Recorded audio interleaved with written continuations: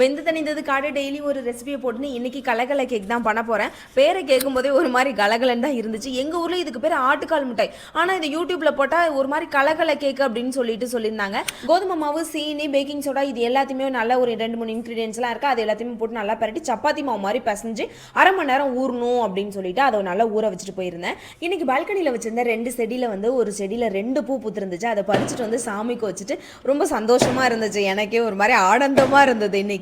அப்புறம் இந்த ஆனிவர்சரிக்கு 1/2 கிலோ கேக்கை வாங்கிட்டு வந்து கட் பண்ணி யார்கிட்ட கொடுக்கறதுன்னு தெரியல. சரி நம்மளே வெட்டி சாப்பிடுவோம்னு க்ரீம் எல்லாம் எல்லாத்தையும் எடுத்துட்டு கேக்கை மட்டும் வெட்டி சாப்பிட்டுட்டு இருந்தோம்.